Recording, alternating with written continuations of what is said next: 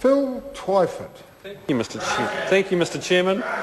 I want to pick up where my colleague Ian Lees-Galloway left off in really raising the question of why this bill, why the choice has been made to make this bill a recreation reserve and not a historic reserve, sir. And I think there were, among the submissions that were received at the Select Committee, well, the member for Tauranga has a lot to say.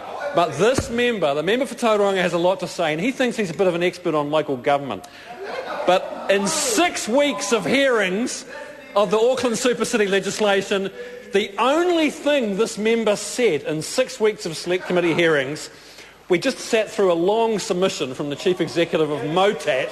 The only thing that member said during those hearings was, how much does it cost to get into MOTAT these days? Now look, order. That was his order, only contribution.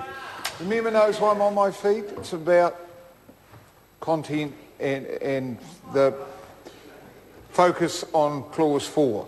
Thank you. Thank you, Mr. Chairman. Thank you, Mr. Chairman, for refocusing this debate away from irrelevancies like the member for Tauranga.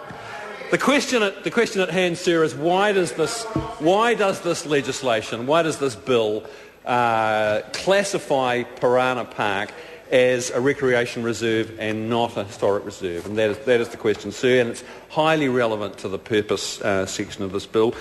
The committee did receive a very interesting submission from the Waikato Tree Trust, and this was in fact the main point that the Tree Trust made to the committee.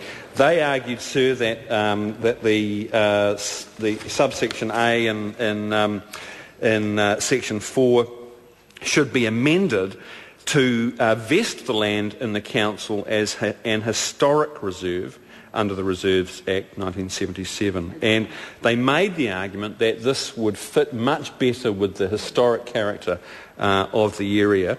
They made the point that the thing that really distinguishes Parana Park, right next to the Waikato River, is a fantastic stand of mature trees.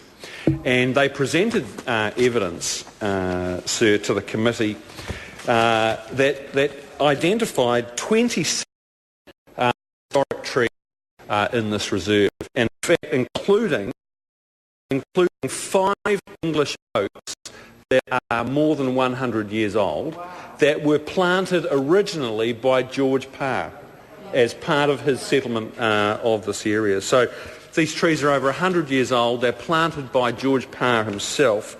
And there's also an elm, red oak, London plane trees, all over 80 years old, also planted by George Parr. And that really, sir, that is the major reason for Parana Park being considered to be a really special piece of the Hamilton landscape.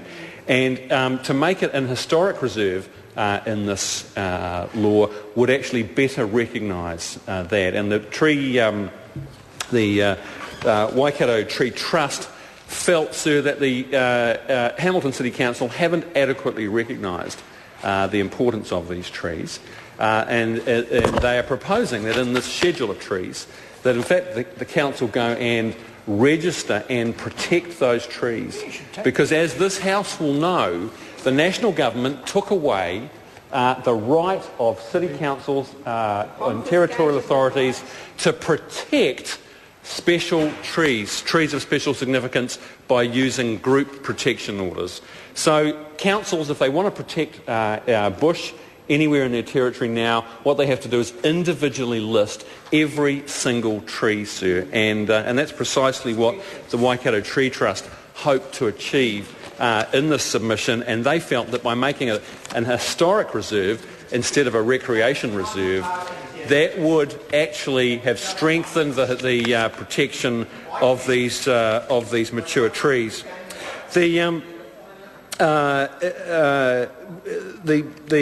trust noted that under the legislation, under the Reserves Act, historic reserves are established primarily in perpetuity, places, objects and natural features of historic, archaeological, cultural and other special interest. And I think, sir, that it's arguable that actually that's a much more significant feature of Parana Park than the so-called passive recreation that we've spent some time discussing today in the House.